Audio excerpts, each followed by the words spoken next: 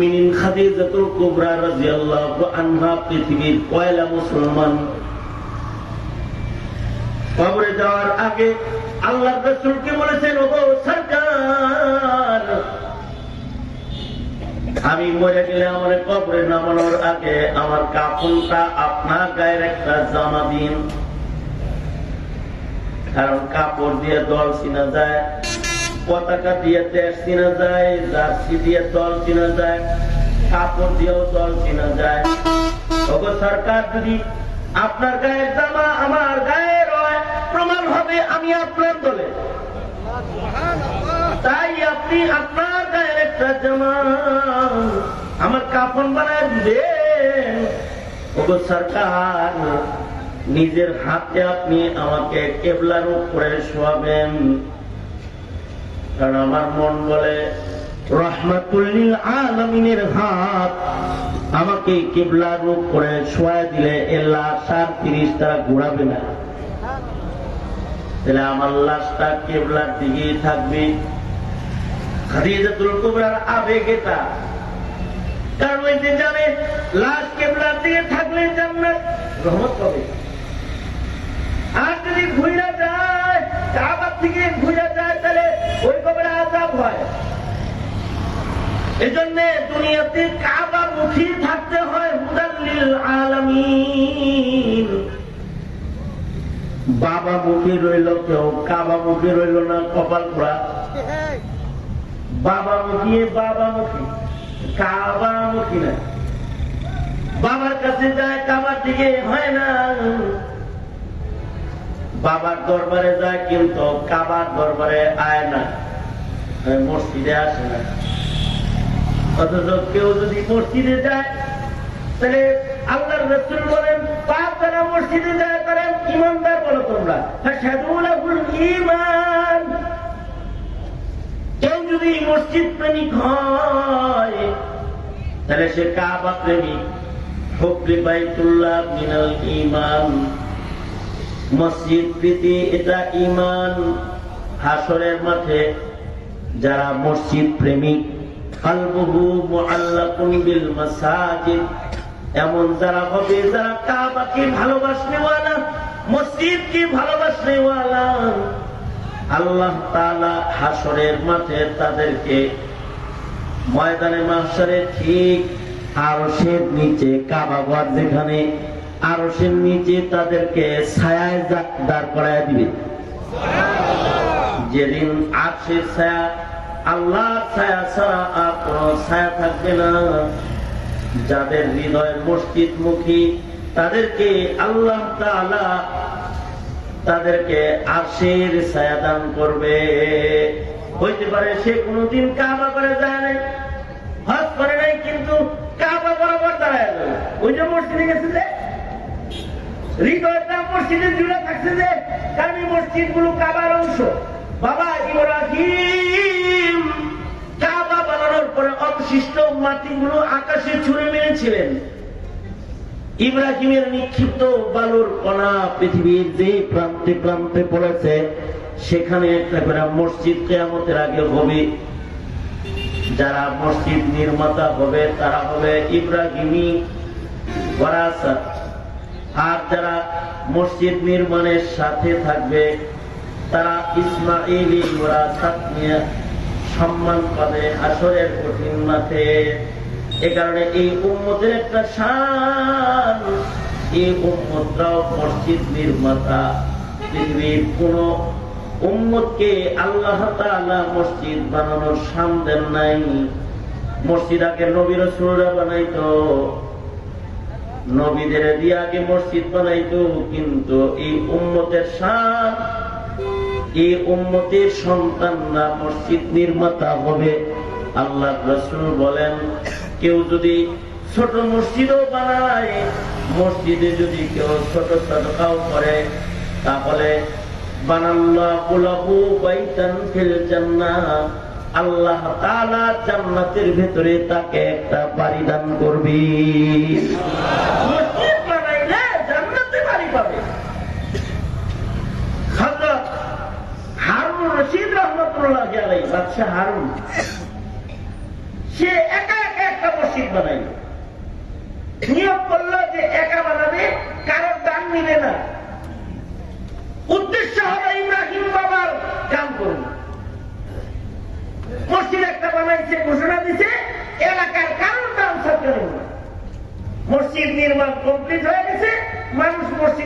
বন্দীও করে। রাতের বেলায় স্বপ্নে দেখে ফিরিস্তারা এসে বলতেছে, হারুন চলো, তোমাকে তোমার মসজিদ নির্মাণের পুরস্কার যেটা আল্লাহ দান করেছে, তোমার জান্নাতের ঘরটা তোমাকে দেখাই, চলো। ফিরিস্তারা এসে টাকাটাই করতেছে। ভাবতে পারেন ফিরিস্তারা আয়া জান্নাতের ঘর দেখায়? ফিরিস্তা মানুষের মতো মানুষের আমার কাছে সরাসরি ফিরিস্তা দেখা যায়। মালিক ইবনে দিনার রহমাতুল্লাহ আলাইহি ফিরিস্তারা দেখাই দিয়েছে। কাগজ কলম নিয়ে মালিক ইবনে দিনার রহমাতুল্লাহ আলাইহি দেখে যে কাগজ নিয়ে দুইজন পয়সা পয়সা লিস্টি করে নাম লেখে। এই তোরা কি নাম লেখে রে ভাই? আমরা তোমার রবের দূত, এই গুরুস্থানে কতগুলো নেককার আছে, কতগুলো বদকার আছে, এই মহল্লার জান্নাতি কারা দোজখী কারা, নেককার বদকারের লিস্টি রেডি করতেছি। মালিক ইবনে দিনার বলে আমার নাম আছে নি? দাদা তো ফিরিস্তারা পাতা পাতা উল্টে কয় নাই। মালিক ইবনে দিনার তো কান্দে দিছে, অজ্ঞান হয়ে গেছে। কিছুক্ষণ পরে হুশ এসে হাত ধরছে, হাত ধরে কয় দেখো আল্লাহর রাস্তায় আমার নামটা লেখো। ঠিক আছে, নেককার হিসেবে না লেখলেও নেককারদের ভক্ত হিসেবে লেখো। উহিব্বুস সালিহিনা ওয়া লাস্তু মিনহুম লাআল্লাল্লাহা ইয়ারযুকুনি সালাহা। ফেরেশতারা দেখুন যে তো দেখাই দাও, জোর করে নাম উড়াইব, ফেরেশতারা উদা হয়ে গেছে।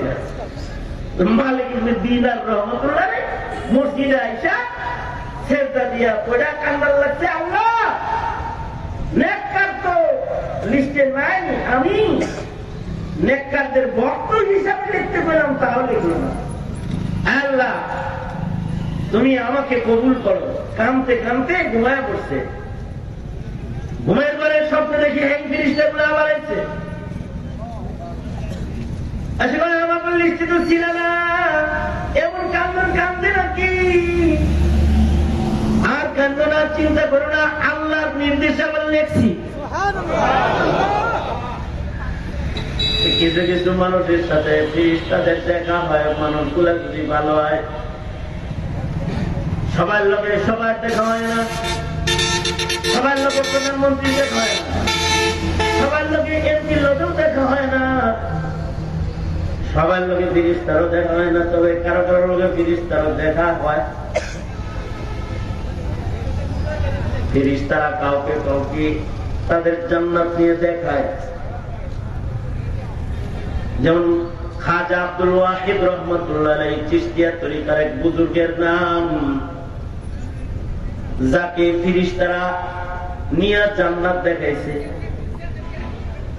এখন জান্নাত দেখার পরে উনি কয়, জান্নাত দেখলাম কিন্তু দুনিয়াতে বিয়ে করি নাই, বউ কই? জান্নাতে বিবি কি হবে এটাও দেখাও, জান্নাতে কাল লোকে বিয়ে হইব এটাও দেখাইছি।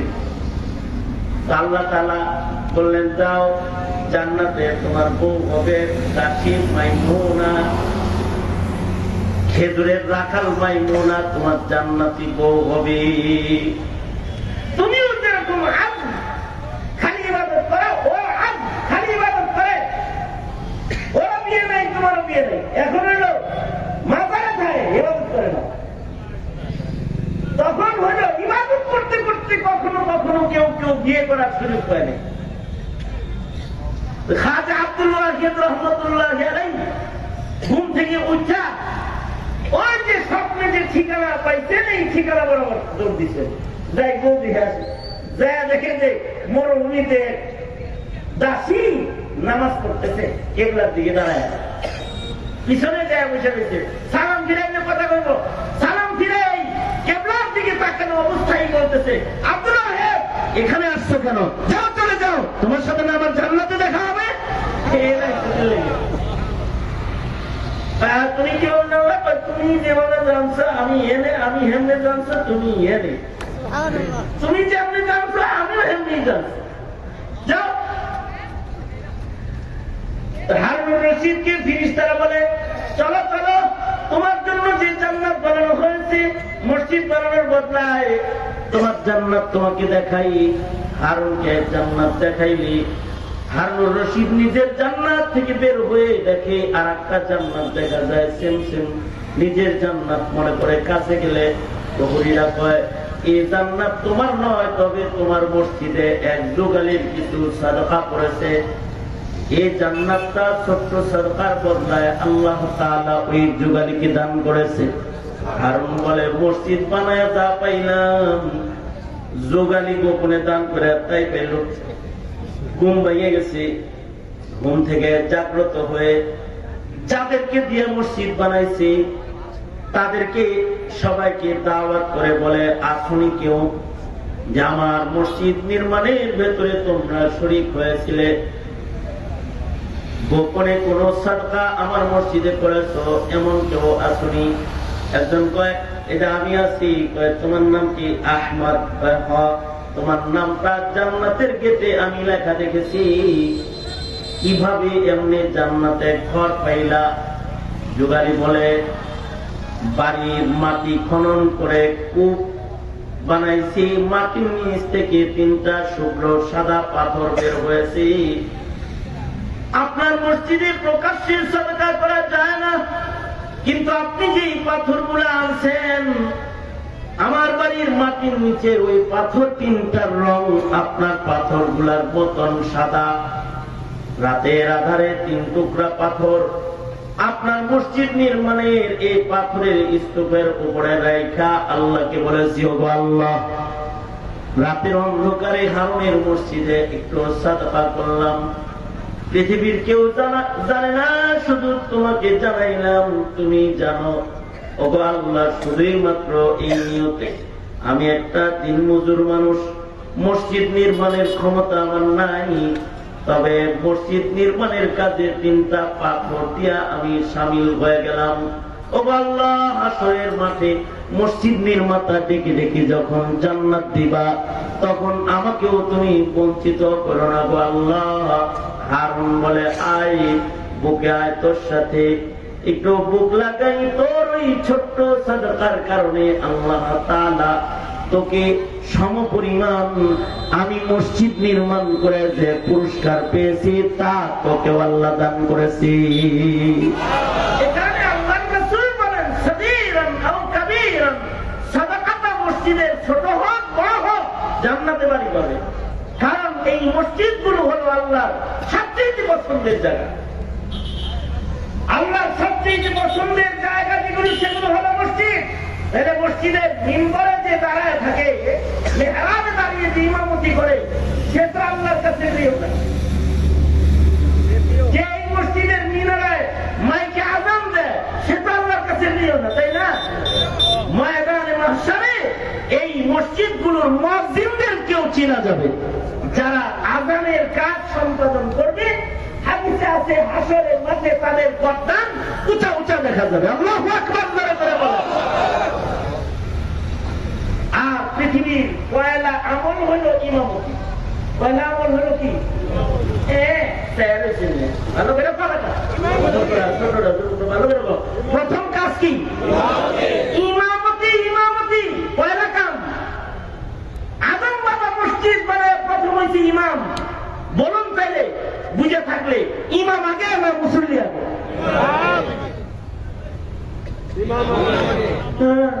ভালো করে আরেকদিন মুসল্লি আগে। মুসল্লি আইসে দেখো এখন তো মুসল্লি মুসল্লিতে এখন হয়ই নাই। ইমাম আগে না মুসল্লি আগে? ইমাম আগে। আদম বাবা ইমাম। এরপরে আদম বাবার ঔরসে মুসল্লি জন্মাইছে, কয় সাহাবী ঘরের দিকে ইবাদত কর। পৃথিবীর শুরু হলো ইমাম দিয়া, পৃথিবীর শুরু হলো মুয়াজ্জিন দিয়া। যেমন আল্লাহর খলিল, খলিলুল্লাহ শান, খলিল মুয়াজ্জিন। আযজিন ফিন নাস, আল্লাহ তাআলা বলে সব মানুষের জন্য তুমি আযান দাও। মক্কায় দাঁড়ায় আযান দিন, মক্কায় দাঁড়ায় দিবা ঠিক, কিন্তু তোমার আযান রূহের জগতে পৌঁছায় দিব। আল্লাহু আকবার বলেন। নবী রাসূলগণ ইমাম, নবী রাসূলগণ মুয়াজ্জিন। আল্লাহর রাসূল সাল্লাল্লাহু আলাইহি ওয়াসাল্লাম ইমাম।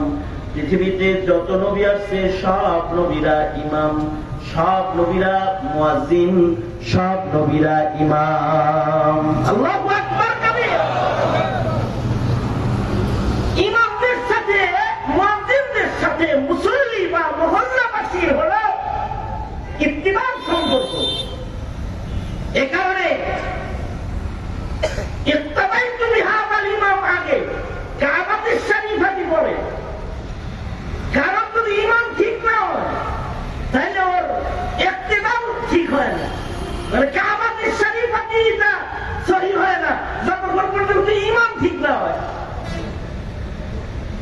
ইত্তাবাইতু বিহাদাল ইমাম মুতাওয়াজ্জিহান ইলা জিহাতিল কাবাতুশ শরীফাতি পড়ে। আগে হলো ইমাম ঠিক করো, মানে আগে ইমামের লগে সম্পর্ক করো, তারপরে মসজিদের লোকে কাবার লোক। আর তুমি মসজিদের লোকে আগে ওই সদস্যপদ আগে আর ইমামকে বুঝামো পরে, মুয়াজ্জিনের টাকা নিয়ে পরে। না, আগে ইমামের সাথে সম্পর্ক করো, তারপরে তোমার ইত্তেদা। যার ইমামের সাথে গন্ডগোল আছে আর নামাজের ভিতরেও গন্ডগোল আছে, যার মুয়াজ্জিনের সাথে গন্ডগোল আছে তার ইবাদতের ভিতরে গন্ডগোল আছে। আশ্চর্য বিষয় হলো কি জানেন, এই মসজিদের সাথে যারা ঘরে নামাজ পড়ে তাদের সম্পর্ক মুয়াজ্জিনের মাধ্যমে, কার মাধ্যমে? ইমামের মাধ্যমে। যারা মসজিদে এসে জামাত পড়ছে তাদের লগে সম্পর্ক। কেউ যদি ইচ্ছা করে জামাতে না আসে তাহলে আল্লাহর রাসূল কয় আমার মনটা চায় তার ঘরবাড়ি দাঁড়ায় দিই। আর মুয়াজ্জিনের সাথে গোটা মহল্লাবাসীর সম্পর্ক। সকল ফকিহরা একমত যে নারীরা ঘরে নামাজ পড়বে, নারীদের ঘরে নামাজ আফজাল। আযান হয়ে গেলে নারীরা ঘরের ঘরে নামাজ পড়বে, কারণ এই উম্মতের শান। আল্লাহর রাসূল বলেন জুইলাত লিয়াল আরদু কুল্লুহা মাসজিদাও ওয়া তাহুরা। আল্লাহ তাআলা এই গোটা জমিনকে আমি নবীর জন্য মসজিদ বানাইছি। ঘর মসজিদে নামাজ পড়বে আইয়া পুরুষেরা, আর বাড়ির মসজিদেও মসজিদ বানায়া নামাজ পড়বে নারীরা। ঘরের ভেতরে নারীরা ইবাদত করবে, কিন্তু যখন মসজিদের মিনার থেকে আযান শুরু হয়ে যাবে তখন নর নারী, কিশোর কিশোরী, যুবক যুবতী সবাই মিলা আযানের জবাব দিতে থাকবে। এ কারণে কোন নারী যদি ঘরে বসে বসে মসজিদে আসে না সারা বছরে, কিন্তু ঘরে বসে বসে আযান সম্মান করে নাই, আযানের উত্তর যদি নিয়মিত দিয়ে ফেলে, আর একটা সম্পর্ক আল্লাহ ঘরের সাথে হয়ে যায়। কেউ যদি আযানের সাথে সম্পর্ককারী হয়ে যায় তার সম্পর্ক ইসলামের সাথে হয়ে যায়, কারণ আযানটা হলো খুলাসাতুল ইসলাম। এটা ইসলামের খুলাসা। মসজিদের মিনার থেকে মুয়াজ্জিনের আযান দেয়, ঘরে বসে বসে নারী জবাব দেয়।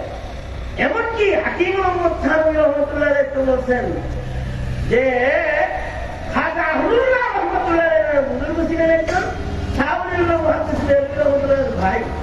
ওনাকে এসে মহল্লার লোকেরা কয় একটা কবরে চলেন তো, এক বেদিনে কবরে কবর দিয়েছিলাম, তার কবর থেকে আরবি কথার আওয়াজ বের হয়। রাহমাতুল্লাহ রাহমাতুল্লাহ আলাইহি কবরের পরে গেছে, যা দেখে কবরের ভিতরে ফেরেশতারা বলতেছে এই এলাকাবাসী, মহিলাটা এলাকাবাসীকে ডেকে ডেকে কবর থেকে বলতেছে এই এলাকাবাসী দেখো আমার কবরে দুইজন ফেরেশতা আসছে। আর তারা আয়েশা বলতেছে এই যে দরজা খুলে দিছি জান্নাতে চলে যাও। আহলুল্লাহ রাহমাতুল্লাহ আলাইহি বলে কবরের যে আরবি আওয়াজ এটার দ্বারা বোঝা যায় তার কবরটা জান্নাতের বাগান হয়ে গেছে। আল্লাহর ওলি বলে তোমরা কি এই নারীর কোন ভালো আমলের বর্ণনা দিতে পারো? এলাকার মহিলারা বলে এই মহিলার একটা ভালো গুণ ছিল, যখন আযান হইত আর আল্লাহর নাম কানে ভেসে আসতো তখন সকলকে বলতো আর আওয়াজ করিস না, কথা বলিস না, মসজিদের মিনার থেকে আল্লাহর মুয়াজ্জিনে কি কয় শোন, আল্লাহর নামের ইজ্জত কর, আযানের জবাব দে। এই যে একটা নারী ঘরে বসে আযানের সম্মান করত, মুয়াজ্জিনের কণ্ঠে উচ্চারিত শব্দগুলোকে সম্মান করে আযানের জবাব দিত এবং মহল্লার লোকদেরকে আযানের জবাব দেওয়ার জন্য উৎসাহিত করত। তার এই আমলের বদলায় আল্লাহ তাআলা তার কবরে যাওয়ার সাথে সাথে তার কবরকে আল্লাহ তাআলা জান্নাতের বাগান বানায় দিয়েছে।